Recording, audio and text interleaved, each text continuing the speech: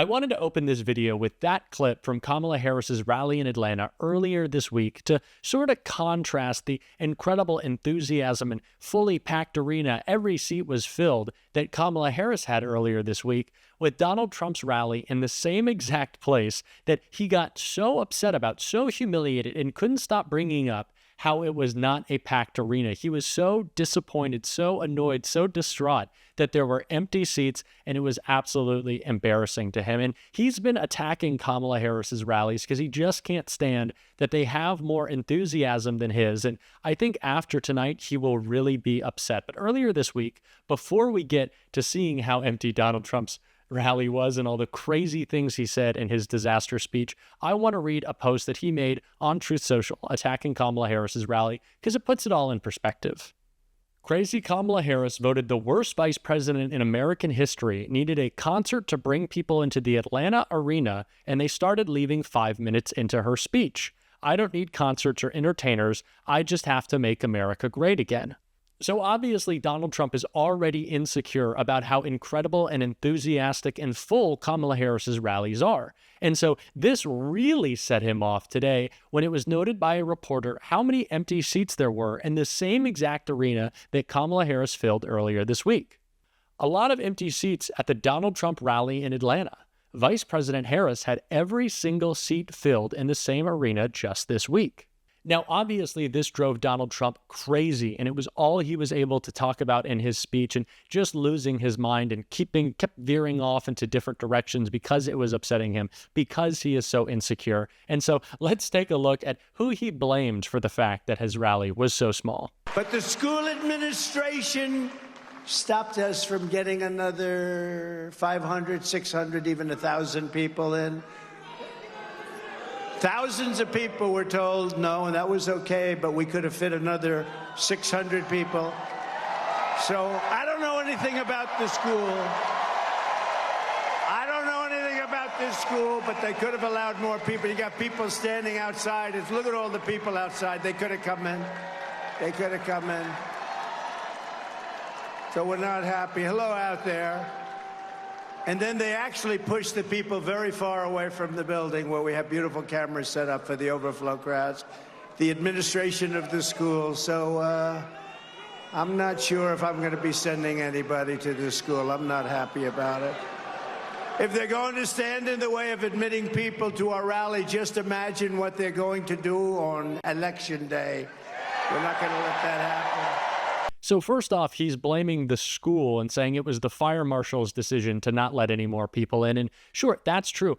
Arenas do have capacity, but their capacity allows for every seat to be filled, which clearly wasn't the case. And the back of the arena and a little bit in the middle as well, we saw tons of empty seats, and that must have just been driving Donald Trump so crazy. And he said that that school that has that arena is going to stop people from voting for him because they didn't let people in, which of course is a lie. That means they're not going to let people vote for him in Atlanta. Again, Donald Trump is so thrown off his game because he knows there is so much enthusiasm behind Kamala Harris. And that's why he then tried to attack her and her rallies again in the next part of his speech, because it's all he can possibly think about. So let's check that out. She was here a week ago, lots of empty seats, but the crowd she got was because she had entertainers. And it all started to unfold when they started to leave about 10 minutes into the speech. It was very boring. Again, rallies and crowd size and ratings, it's all Donald Trump cares about. It's all he can think about. And so that's why he's lying and trying to say that Kamala Harris had a small crowd, which, again, completely not true. We opened this video seeing how big and enthusiastic that crowd was, and yeah, it's just a lie. Donald Trump cannot escape the fact that he is unpopular, he is sinking in the polls, and it's driving him crazy. So much so that he started making these just absurd attacks on Kamala Harris, and we're going to see one in this clip right here. And we're going to defeat crazy Kamala. Kamala. You know, there's about 19 different ways of saying it. She only likes 3. Biden never even came close. Hamala, Hamala. No, it's Kamala. It's so disgraceful and disgusting to me that Republicans think the best attack on Kamala Harris is to mispronounce her name. They are so caught up in how upset that they are that she is surging in the polls and absolutely dominating them in every way, in enthusiasm, in polling, in fundraising, that they're just making up these personal attacks to come after her for. And even more than it just representing their anger and their insecurities, it shows that they have no real hit on her, no real hit on her record, her resume, anything at all of substance, because if they did, they'd be talking about that. But they've tried to blame her for the unsecure border, but Donald Trump blew up the bipartisan border deal, so they can't do that. They've tried to call her soft on crime, but Donald Trump is a convicted felon and she's a career prosecutor. So, of course, they have no real response. All they have is their terrible candidate in Donald Trump. And I don't want to say even worse, but maybe their even worse candidate in J.D. Vance, who Donald Trump tried to defend during his speech. And the crowd just kind of wasn't having it. But let's check that out. Very much to the next Vice President of the United States, J.D. Vance. He's doing a great job.